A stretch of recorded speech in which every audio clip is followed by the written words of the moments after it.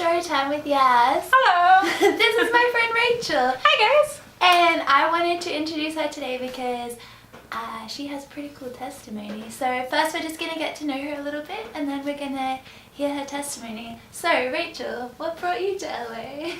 I studied television writing and producing in college, so Los Angeles or New York were kind of the two main places to go, and God told me go to LA, and that's kind of another testimony in and of itself, but I've been here about 5 years now. Perfect. And how's your journey been since being in LA? Not great. LA is really hard just because it's a hard city to live in and a hard city to find work in. And also, since I've been here, I've only realized this fairly recently, but I've actually kind of been some varying level of depressed since I've been in LA. And so how has that affected finding work and your living situations and stuff like that?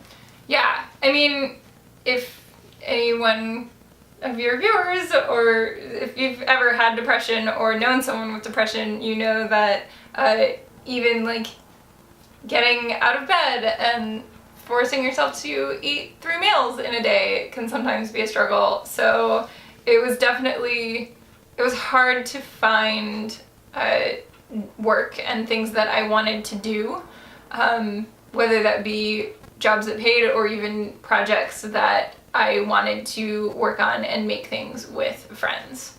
So yeah, it wasn't fun.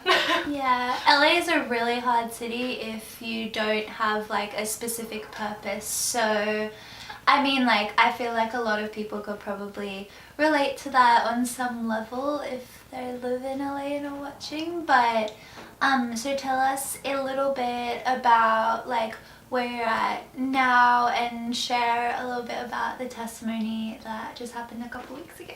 Yeah. So God often speaks to me through music, and as you can maybe see, I'm a bit of a nerd. Gryffindor sweatshirt. Platform 9 3/4. Platform 9 3/4 pillow. I had a song stuck in my head for days, maybe even weeks, before this testimony happened. And it's a song called Save Ginny Weasley by a band called... You can see the resemblance, right? By a band called Harry and the Potters.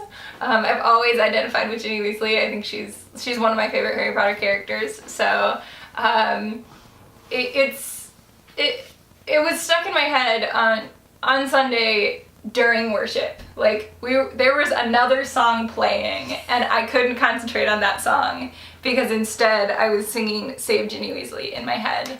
And I just kind of heard God say, it's you know you're Ginny Weasley. And so, oh, okay, what? Explain. So I kept thinking about it, and he's just showing me how in Harry Potter and the Chamber of Secrets, Ginny Weasley is taken to the Chamber of Secrets, and near the end of the book, they have to save Ginny Weasley because she is lying on the floor of the Chamber of Secrets about to die. She's given up all hope, all possibility of ever being saved, and she's just waiting to die. And God kind of showed me, it's oh yeah, that's where you are right now. You feel like you're just waiting. You've given up all hope. And your depression has taken over. The Tom Riddle or Voldemort of depression has taken over your life, and you're waiting to die. And I said, yeah, that sounds about right. And so I kept thinking about that all through worship, and at the end of worship, towards the end of worship, I heard a voice ask, okay, but how does that story end? Because Ginny is a character throughout all the series, not just in the second book. And the Chamber of Secrets ends with Harry Potter coming down to save Ginny Weasley. He fights off Voldemort / Tom Riddle, and they fly out of the Chamber of Secrets holding on to a phoenix. What's the representation of a phoenix? You actually pointed that out to me. Like, I hadn't realized it, but a phoenix is like rebirth and new life. So as I was thinking that and like kind of thinking through all of that, I just felt my depression lifting off of me. And it's like I'm a totally different person. I can vouch for the fact that like I've seen her come into herself more and have a lot more confidence in who she is and her story and her journey and even just how she hears from the Lord. Like, we shouldn't be judging people for like the stuff that they like enjoy or anything like that. And as a Christian, you know, there's some things that like, you know, some like really like religious spirit will tell us like we can't hear the voice of God through that, and that's something that we wanted to share as well. It's like whatever walk of life you're in, whatever your background, like the Lord is going to speak to you how you hear best. Yeah, So, God definitely speaks to you exactly the way that you have created your life to hear Him. God speaks to me through Harry Potter on a regular basis. Like, this is not the first time that I've gotten prophetic words or anything like that through Harry Potter. God speaks to me through Hamilton. God, like a musical. Musical theater and very involved fantasy series. It's like, yeah, God can use those just as much as He can use things that are more traditionally spiritual. Right, and I can also vouch for that. I've had experiences where like I was like reading a book series in Egypt once, and like literally what was going on in the book series was what was being talked about like as we were touring around. Oh, that's and so it cool. was like a lot of stuff that like I was just like, oh my gosh, like all the entire book series like I could liken to scripture. And like I don't even know if the author is a Christian.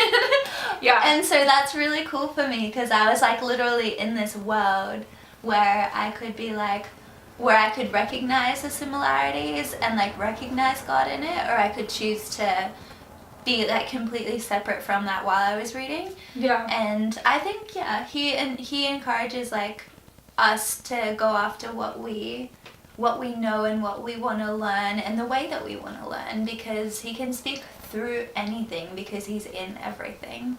Absolutely. Yeah. And just to like kind of tie it all up, these past maybe 3 weeks, 3 or 4 weeks since I've had this experience, have probably been the most productive and like fulfilling like time that I've had in LA in 5 years. So I'm meeting with people, I'm like starting to take on projects and trying to do things and getting some paid work. Like, I've had jobs since I've been in LA. I haven't been here for 5 years and not doing any work. But I'm feeling more excited about working even jobs that are just to pay the bills than trying to find like more creative projects to work on. So.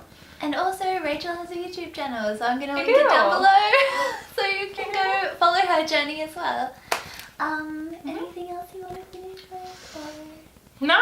Awesome. That's pretty much it. Well, thanks for listening, and I'll talk to you guys all again really soon. Thanks for having me. Pleasure.